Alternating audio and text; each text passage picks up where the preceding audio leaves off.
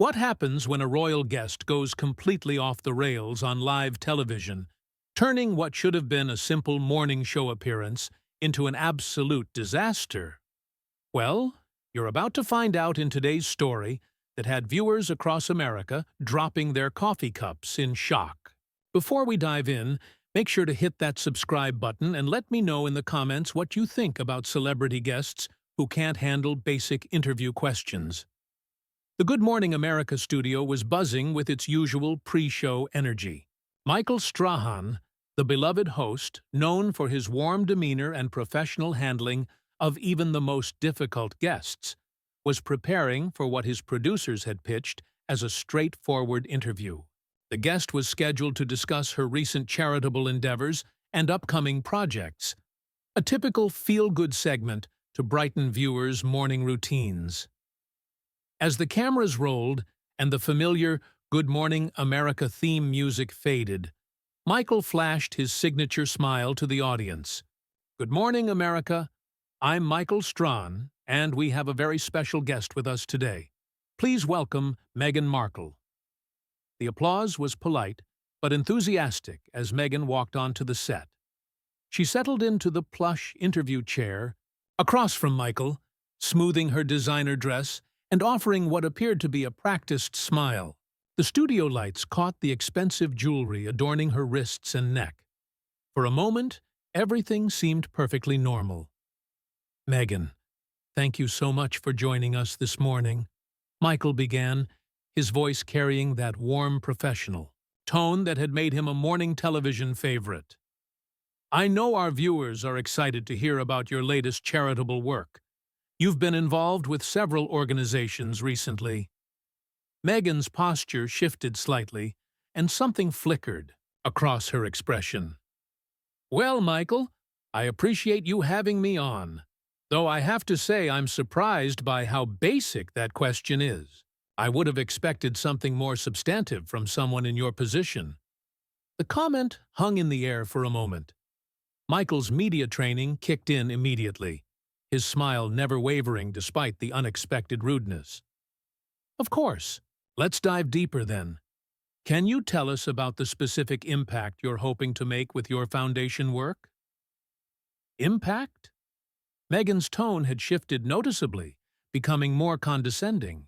"Michael, I think you're missing the bigger picture here. The work I do isn't just about impact, it's about transformation. It's about changing the entire landscape of how we think about social responsibility. But I suppose that might be difficult for some people to grasp." The camera operators exchanged glances behind their equipment. This wasn't the friendly celebrity interview they had prepared for. Michael, however, remained the consummate professional, leaning forward slightly with genuine interest. "That's fascinating.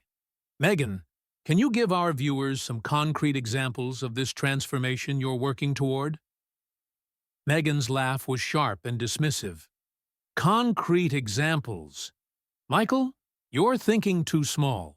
You're trapped in this old-fashioned media mindset where everything has to be reduced to sound bites and simple explanations. The work I'm doing operates on a much higher level than that." "I understand," Michael replied smoothly, though viewers at home could sense his patience being tested. "But our audience includes people from all walks of life who might be inspired to get involved in similar work. Could you help them understand how they might contribute?" "That's exactly the problem," Meghan said, her voice rising slightly. "Everyone wants to contribute, but they don't want to do the real work of understanding the complexities involved. They want everything handed to them in neat little packages. That's not how real change happens, Michael." The producer in the control room was frantically signaling to the floor manager, sensing that the interview was spiraling away from its intended direction. Michael, reading the room perfectly, attempted to steer the conversation back to safer ground. "Let's talk about your recent trip to New York where you visited several community centers. What was that experience like for you?" Meghan's eyes narrowed slightly. "You know, Michael, I find it interesting that you're focusing on the trip. rather than the systemic issues those community centers are trying to address. It's this kind of surface-level journalism that prevents real progress from being made. I'm certainly interested in discussing those systemic issues, Michael responded, his professionalism intact despite the increasingly hostile tone from his guest. What would you say are the most pressing concerns you encountered? The most pressing concern, Meghan said, her voice dripping with condescension, is that people in positions like yours with platforms like this continue to ask the wrong questions. You have millions of viewers, Michael, and you're wasting that opportunity on superficial celebrity chit-chat. The studio audience, which had been politely attentive, was beginning to shift uncomfortably in their seats. Some viewers at home were already reaching for their remote controls, unsure whether they were witnessing a train wreck or some kind of performance art. Michael's jaw tightened almost imperceptibly, but his voice remained steady. I appreciate your perspective, Meghan. Our goal here is always to inform and inspire our viewers. If there are specific issues you'd like to highlight, I'm more than happy to give you that platform. Platform. Meghan's tone became increasingly sharp. Michael, this isn't about you giving me anything. This is about you doing your job properly. When was the last time you challenged your guests to think beyond their comfort zones? When was the last time you used this show to address real issues instead of promoting celebrity projects? The control room was in chaos. The producer was debating whether to cut to commercial early, while the director was trying to decide which camera angles would best capture what was rapidly becoming a disaster. Michael, however, was handling the situation with the grace and professionalism that had defined his career. We cover a wide range of topics on Good Morning America, he said calmly. Today, we invited you here to discuss your charitable work, because our viewers are interested in learning about causes they might want to support. If you'd prefer to discuss other topics, we can certainly do that. Other topics. Meghan's voice had reached a pitch that was making the audio engineers wince. Michael, everything is connected. You can't separate charitable work from politics, from social justice, from the fundamental inequalities that plague our society. But I suppose that level of thinking might be too complex for morning television. The insult hung in the air like a toxic cloud. Several crew members looked toward Michael with concern, wondering how he would respond to such a blatant attack on his intelligence and professional capabilities. Michael took a deep breath, his hands clasped calmly in his lap. Meghan, I think our viewers would benefit from hearing about specific ways they can get involved in causes you care about. Can we focus on actionable steps people can take? Actionable steps? Meghan's laugh was bitter and dismissive. Michael, you're still not getting it. The first actionable step is for people like you to stop dumbing down important conversations. The second step is to stop treating your audience like they're incapable of handling complex ideas. The personal attacks were becoming more frequent and more pointed. Michael's professionalism was being tested in ways that few television hosts ever experience, but he continued to maintain his composure, understanding that millions of viewers were watching to see how he would handle this increasingly hostile situation. What happened next would go down as one of the most uncomfortable moments in morning television history. Michael, still maintaining his professional demeanor despite the relentless personal attacks, decided to give his guest one more opportunity to redirect the conversation constructively. Meghan, I can see you're passionate about these issues, he said, his voice steady but with just a hint of strain that keen observers could detect. Perhaps you could share with our viewers what originally inspired you to get involved in charitable work. Meghan's response was immediate and cutting. What inspired me, Michael, was seeing how people in positions of influence consistently failed to use their platforms responsibly, present company included. The studio fell silent except for the hum of equipment. Even the cameramen, seasoned professionals who had seen countless interviews go sideways, were stunned by the brazen disrespect being displayed on live television. Michael's smile finally began to fade, replaced by a more serious expression. "I'm not sure I understand what you mean by that, Meghan." "Of course, you don't understand," she replied with a dismissive wave of her hand. "That's exactly the problem. You're sitting there asking me fluffy questions about community center visits, when there are children going hungry, when there are families being torn apart by systemic racism, when there are women being silenced by patriarchal structures, and your response is to ask me about inspiration." "Those are certainly important issues," Michael replied, his patience wearing visibly thin. "If you'd like to discuss any of those topics specifically, we can absolutely do that. But attacking me personally isn't going to help address any of those problems." Meghan's eyes flashed with something that looked almost like anger. "Attacking you, Michael? I'm trying to educate you. There's a difference, though I realize that distinction might be lost on someone who spent their career asking celebrities about their workout routines and favorite recipes." The personal insult about his career hit its mark. Michael had worked incredibly hard to establish himself as a serious journalist and television host, transitioning from his sports career with dedication and professionalism. The crew could see his jaw clench slightly, though his voice remained controlled. "I've been fortunate to interview world leaders, Nobel Prize winners, and people making real differences in their communities," he said quietly. "I take my responsibility to our viewers very seriously." "Do you?" Meghan's tone was mocking now. "Because from where I'm sitting, it looks like you take your paycheck seriously. There's a difference between responsibility and just showing up to collect a salary." The control room was in complete chaos. The producer was frantically trying to decide whether to cut to commercial, while network executives who had been alerted to the disaster unfolding on live television were making urgent phone calls. But Michael, to his credit, wasn't backing down. "Meghan, I invited you here as a guest on our show, and I've tried to give you every opportunity to share your message with our audience, but I won't sit here and let you insult me, our show, or our viewers."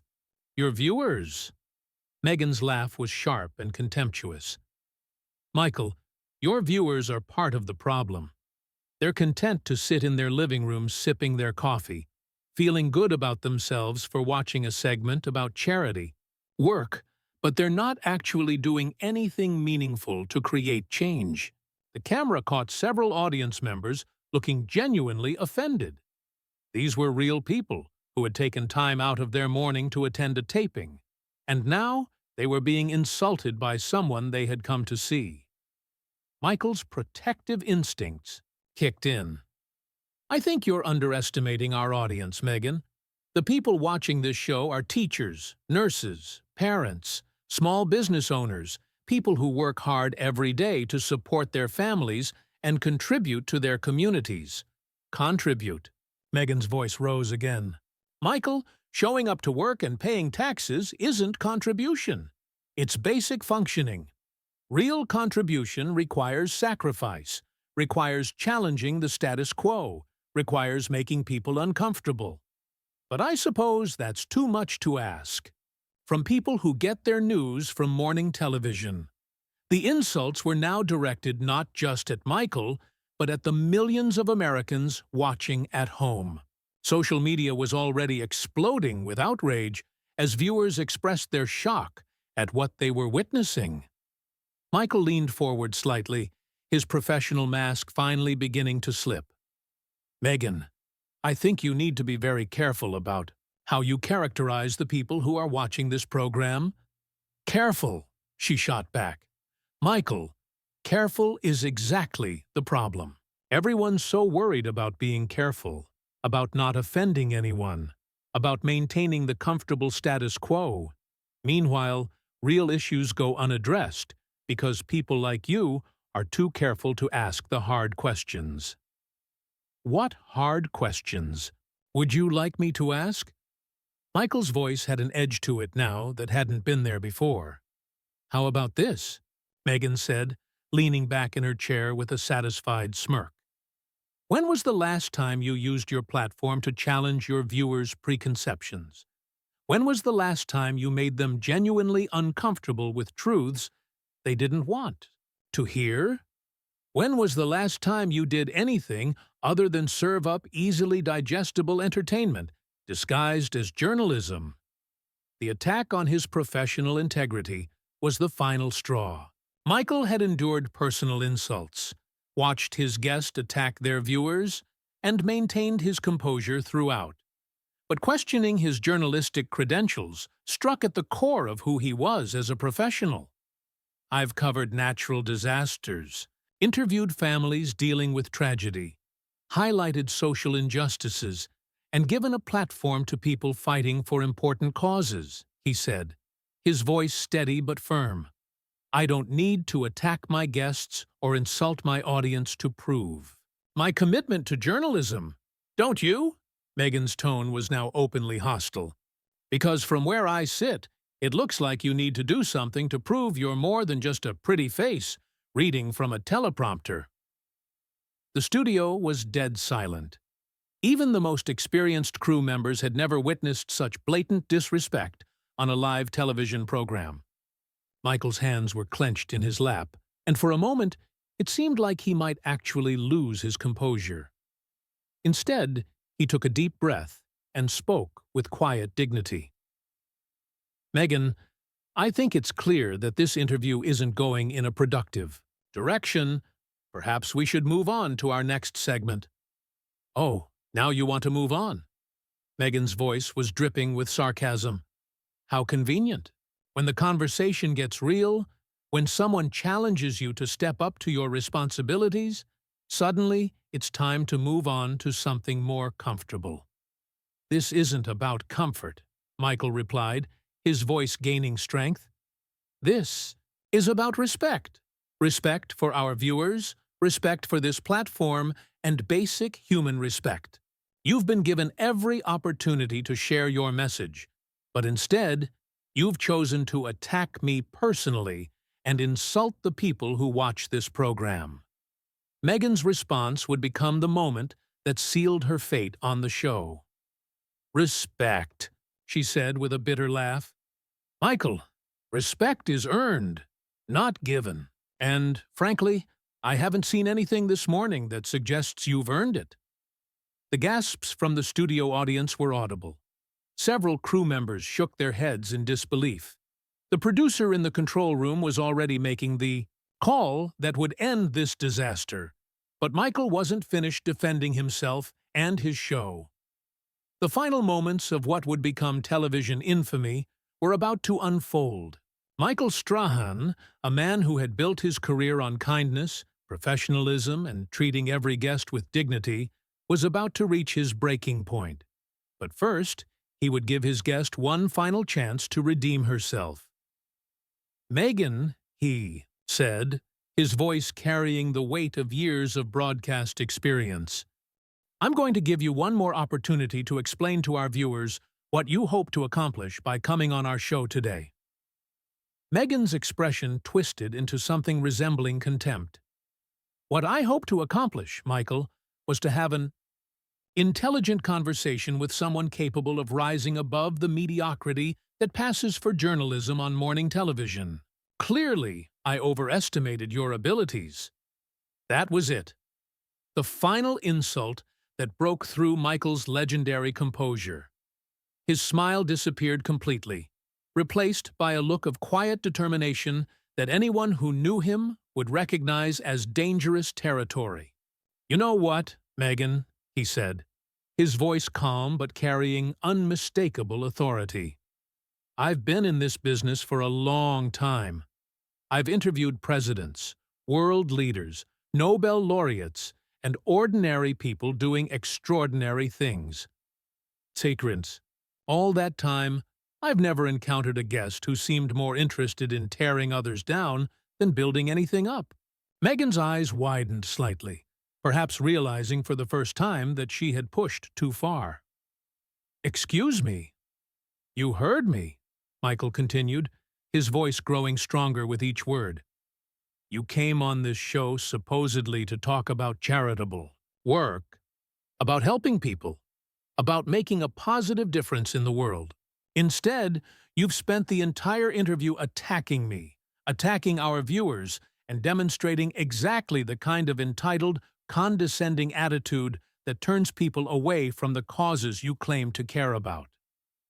The studio was electric with tension. Crew members who had been looking uncomfortable were now watching with rapt attention as one of television's most respected hosts finally fought back against the most disrespectful guest in the show's history. Meghan's face flushed red. "How dare you speak to me like that? Do you have any idea who I am?" "I know exactly who you are," Michael replied without hesitation. "You're someone who thinks your title gives you the right to treat people poorly. You're someone who believes that being rude and condescending somehow makes you appear intelligent or important. And you're someone who has completely forgotten that respect is a two-way street." "I don't have to listen to this," Meghan said, starting to remove her microphone. "Actually, you do," Michael said firmly. "You accepted our invitation to appear on this program. You agreed to be here, and the least you can do is show some basic courtesy to the people who welcomed you into their homes this morning." Meghan stood up abruptly, her chair rolling backward. "This is ridiculous. I came here to have a serious conversation about important issues, and instead, I'm being lectured by someone who wouldn't understand real journalism if it hit him in the face." The personal attack only strengthened Michael's resolve. Real journalism, Meghan, involves listening to people, treating them with respect, and trying to understand different perspectives. It doesn't involve talking down to your host, insulting your audience, and acting like everyone around you is beneath your consideration. "You don't know what you're talking about," Meghan shot back, her voice rising to a level that was making the audio engineers frantically adjust their equipment. "I know exactly what I'm talking about," Michael replied, standing up to face her directly. "I know what it's like to work with guests who are passionate about their causes, but still treat everyone around them with dignity. I know what it's like to have difficult conversations about important topics without resorting to personal attack. And I know what our viewers deserve, which is certainly better than what you've given them today." Meghan's composure was completely gone now. "Your viewers don't deserve anything. They're sitting at home living their small, insignificant lives, pretending that watching morning television somehow makes them informed citizens. They need to be challenged. They need to be made uncomfortable. They need to face reality." "Stop," Michael said, his voice cutting through her rant like a knife. "Just stop. You don't get to come on our show and attack the teachers who are shaping young minds, the healthcare workers who are saving lives, the parents who are doing their best to raise good kids, and the countless other people who make this country work every single day." The passion in his voice was unmistakable. This wasn't just about defending his show anymore. It was about defending the millions of Americans who had been insulted by his guest's elitist attitude. Meghan seemed stunned by the force of his response. "I never said—" "Yes, you did," Michael interrupted. "You've spent the last 20 minutes telling me and everyone watching that we're not smart enough, not sophisticated enough, not worthy enough to engage with your important ideas. Well, here's a newsflash for you. Treating people poorly doesn't make you superior. It just makes you someone people don't want to be around." The control room was getting frantic signals from network executives, but the producer had made a decision.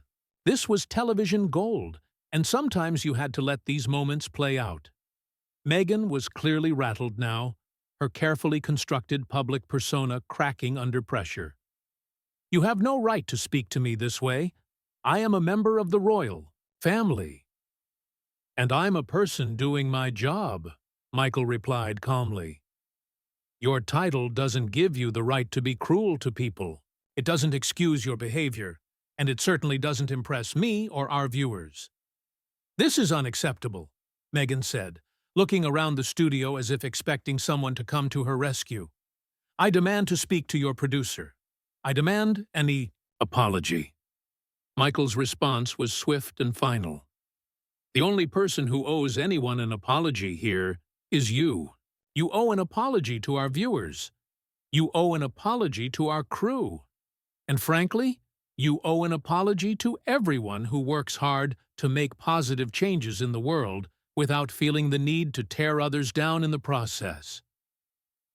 Meghan's face went through a series of expressions, from shock to anger to something approaching panic. She had clearly never been confronted so directly by someone who refused to be intimidated by her status or title. I'm leaving, she announced, pulling off her microphone and dropping it on the chair. That's probably for the best, Michael said calmly. Security will escort you out. As if on cue, 2 security guards appeared at the edge of the set. They weren't aggressive or dramatic, just professional men doing their job, but their presence made it clear that Meghan's time on Good Morning America was officially over. This isn't over, she said, pointing at Michael as she was led away. Yes, it is, he replied quietly, watching as she was escorted off the set and presumably out of the building. Michael turned back to face the cameras, straightened his tie, and took a deep breath. When he spoke again, his voice carried all the warmth and professionalism that had made him beloved by millions of viewers. Well, folks, that certainly wasn't what we had planned for this morning, he said, with a slight smile that didn't quite hide the strain of the last half hour. We'll be right back after this commercial break with a cooking segment that I promise will be much more pleasant for everyone involved. As the cameras cut away and the studio lights dimmed for the commercial break, the crew erupted in spontaneous applause. Michael had defended not just himself and his show, but every hard-working American who had been insulted by his guests' arrogant behavior. The aftermath would dominate social media for weeks, with overwhelming support for Michael's handling of the situation and universal condemnation of his guests' behavior. It would become a masterclass in how to maintain dignity under pressure while still standing up for what's right. So, there you have it. The complete breakdown of one of the most shocking moments in morning television history. What do you think? Did Michael handle this situation correctly, or should he have ended the interview sooner? Let me know in the comments below.